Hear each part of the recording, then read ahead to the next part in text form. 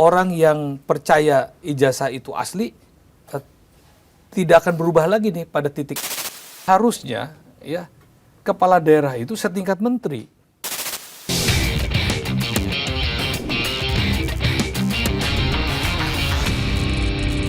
Ngomong-ngomong soal orang yang bisa dipercaya membantu presiden, menteri, Prof kan juga mantan Menpan RB begitu ya, di era 2014-2016 begitu ya. Nah, pada saat menjadi Menpan RB juga mengeluarkan surat edaran nih mengenai ijazah palsu ya, Menpan RB nomor 3 2015 tentang ijazah palsu begitu ya. Ini, ya kan? Ini. Jadi kalau kita lihat tadi ngedengerin Prof ngomongin soal bagaimana bukan kualitas yang seharusnya, kriteria yang seharusnya dimiliki oleh orang kepercayaannya presiden, khususnya para menteri. Nah ini dia, kita agak geser sedikit ke sini. Nah, dan waktu itu juga Pak Anies ya, sebagai Kemenbudristek, kala itu berkoordinasi gitu soal surat edaran ini. Nah apa sebenarnya Prof yang dihasilkan dari SE tersebut? Kayak sebenarnya emang banyak ya pejabat kita atau kepala daerah kita yang menggunakan ijazah palsu ini. Awalnya begini, itu ada istilahnya ada asbabun nuzul, asal muasal peristiwa itu. Jadi di era pemerintahan Pak Jokowi yang pertama itu melanjutkan tradisi yang sudah dilakukan oleh pemerintahan Pak SBY di dalam setiap rekrutmen pimpinan jabatan tinggi pemerintahan eselon 1 ya, untuk dirjen-dirjen, kepala lembaga, itu melalui sebuah proses yang disebut dengan tim penilai akhir. Tim penilai akhir ini ketuanya presiden langsung, anggotanya itu wakil presiden, ada Menpan, lalu kemudian ada Mensesnek, ada Seskap, ada kepala Badan Kepegawaian Nasional, ada kepala Badan Intelijen Negara, ada PPATK. Namun mengawali proses tim penilai akhir itu ada panitia seleksi yang menurut instruksi presidennya dibentuk oleh Kementerian Pan RB dengan melibatkan Kementerian Keuangan, BPKRI, dan beberapa instansi lain untuk mengumpulkan ASN-ASN terbaik yang memenuhi persyaratan untuk menjadi pimpinan lembaga. Pimpinan lembaga ini kan banyak sekali nih. Kalau sekarang ada MBG yang gitu-gitu ya. Ada OJK, itu lembaga.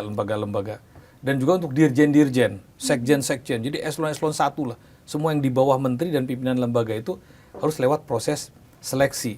Nah, proses seleksi ini membuka kesempatan bagi semua orang ya yang memenuhi persyaratan, sudah eselon 2 minimal dia, untuk mendaftarkan diri. Lalu dites. Tesnya itu nggak gampang. Kadang-kadang untuk satu posisi yang ikutnya 25 orang dari berbagai macam instansi. Nah, dalam proses itulah ya kita acap kali menemukan adanya pengaduan-pengaduan ijazahnya palsu. Atau sekolahnya nggak pernah selesai. Ya, atau macam-macam lah, atau kepangkatan segala macam. Nah, lalu kemudian itu terverifikasi pada saat masuk ke tim penilai akhir. Pada saat di tim penilai akhir misalnya seorang yang sudah lolos dari sekian puluh orang dikerucutkan jadi menteri, memilih 5, dari 5 dikirim ke TPA tinggal 3, dan tinggal 3 ini dicek di Biro Kepegawaian. Nah, kita pernah menemukan ada yang pengaduan ijazah palsu dan di BKN-nya memang ijazahnya dia memenuhi persyaratan menjadi eselon 1 ya, tanpa harus jadi doktor misalnya ya. Harusnya kan dia biasa saja, tapi dia menggunakan doktor. Ketika diperiksa ijazah doktornya ini nggak jelas, sekolahnya udah nggak ada, mungkin doktor segala macam. Akhirnya berdasarkan hal itulah saya berkoordinasi. Waktu itu kan setiap surat edaran menteri itu harus dikoordinasikan dengan Kementerian Sekretariat Negara.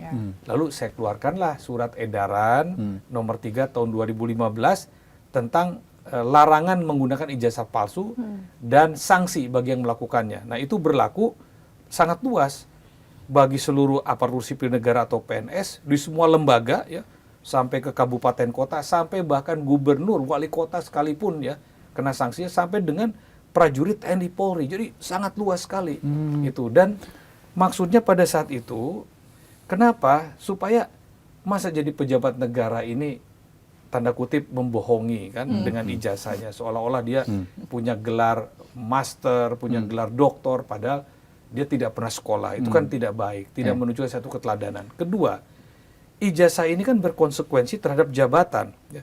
Untuk eselon tertentu, kalau dia hanya S1, dia nggak mungkin nyampe. Ya. Untuk tingkat gaji tertentu, ya, kalau dia S2, dia pasti akan lebih tinggi daripada S1.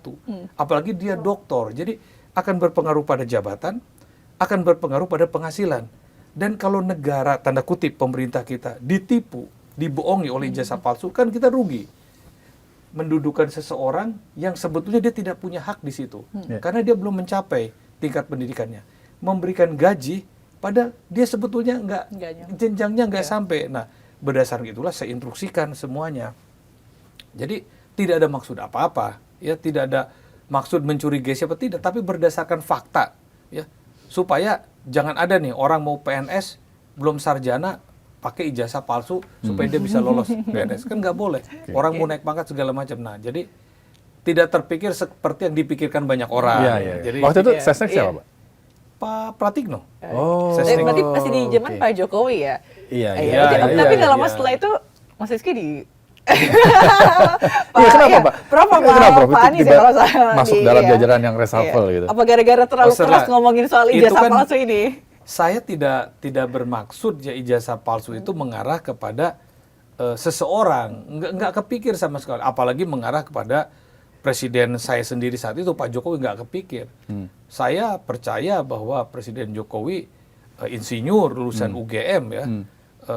Yang kita curigai ini kan orang-orang yang mengikuti proses seleksi untuk menjadi pejabat yang ditengarai ada juga ijazah-ijazah palsu, sehingga kita buat peraturan itu harus diusut tuntas, bahkan diberikan sanksi secara tegas. Bahkan di dalam instruksi surat edaran Menpan itu pangkatnya bisa diturunkan itu.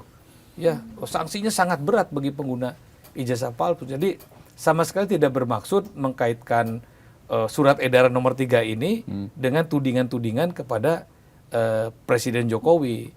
Karena kan tudingan-tudingan itu kan kemudian kan tidak pada periode itu, tidak ada yang membicarakan soal ijazah presiden pada periode pertama. Nah, baru pada periode keduanya kan ada mulai ramai. Tapi kan saya sudah tidak di situ. Tapi memang Menpan RB juga nggak ngurusin ijazah presiden atau ngurusin juga? Lah, yang ngurusin ijazah kepala negara itu kan KPU, Mbak. Ya. Berarti cuma di bawah-bawah untuk seleksi tadi ya, Prof ya? Iya, jadi kan instruksinya itu kepada seluruh TNI, Polri, aparatur sipil negara, seluruh kementerian, termasuk menteri-menteri, termasuk lembaga-lembaga, dan memang tidak ada, menteri-menteri tidak ada ijazahnya yang palsu. Kepala lembaga tidak ada yang palsu. Bupati wali kota, saya nggak tahu ya, karena kan masing-masing kan diserahkan pada pejabat pengawasan internal pemerintahan. Jadi ada pejabat pengawasan internal yang mengawasi itu di setiap instansi pemerintah. Lalu kemudian kepala biro sumber daya manusianya yang kita berikan tugas untuk itu.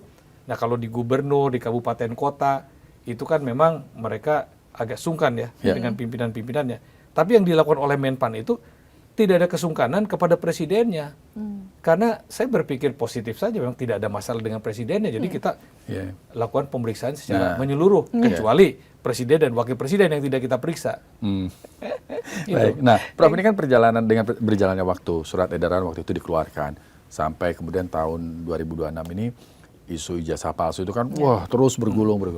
Prof melihatnya gimana soal dugaan ijazah palsu Pak Jokowi ini? Ya, kalau sekarang kan ranahnya sudah pada ranah pembuktian hukum ya. Jadi saya rasa kalau saya sih melihatnya ya, tidak perlulah kita terlalu berkutat ya, berkecamuk dengan isu yang sudah membelah persepsi publik masyarakat Indonesia sendiri. Orang yang percaya ijazah itu asli tidak akan berubah lagi nih pada titik ini. Ya dia percaya itu asli. Orang yang meyakini bahwa ternyata palsu juga tetap akan terus menuntut untuk dibuktikan kepalsuannya. Kan begitu. Lalu ada orang yang ragu-ragu, pun tidak akan berubah dia menjadi pendukung ijazah asli atau pendukung ijazah palsu. Jadi menurut saya proses hukum ini ya berjalan saja. Toh Presiden Jokowi juga sudah mempercayakan pada penegak hukum untuk memproses ini. Ya silakan orang-orang yang menuding ijazah palsu itu membawa bukti-buktinya bahwa itu palsu, dan dari pihak Presiden Jokowi juga membawa bukti-bukti bahwa itu asli. Nah, tinggal masyarakat nanti menilai bagaimana keputusan hukumnya. Jadi menurut saya ambil hikmahnya. Hikmahnya itu apa? Hikmahnya ya kan surat edaran nomor 3 2015 ini kan belum pernah dicabut, masih berlaku. Jadi hikmahnya laksanakan saja ini supaya kita mengantisipasi jangan sampai ada hal-hal serupa yang terjadi di masa depan, yang bukan hanya pada kepala negara tapi pada seluruh instrumen aparatur sipil negara dan pejabat pemerintahnya. Nah, surat edaran itu jadi legasinya Prof Yudi nih ya. Tapi kalau menurut Prof lihat sekarang masih ada nggak sih Prof verifikasi itu, terus tes itu yang benar-benar Sekarang saya dengar di khusus Kementerian Pan-RB ya dan BKN, Masih ketat. Udah sulit menembus kepalsuan dokumen sekarang di Kementerian Pan-RB dan BKN. Badan Kepegawaian Nasional ketat. Iya, karena kan ada beberapa kepala daerah juga yang dipolisikan tuh gara-gara ijazah palsu kan.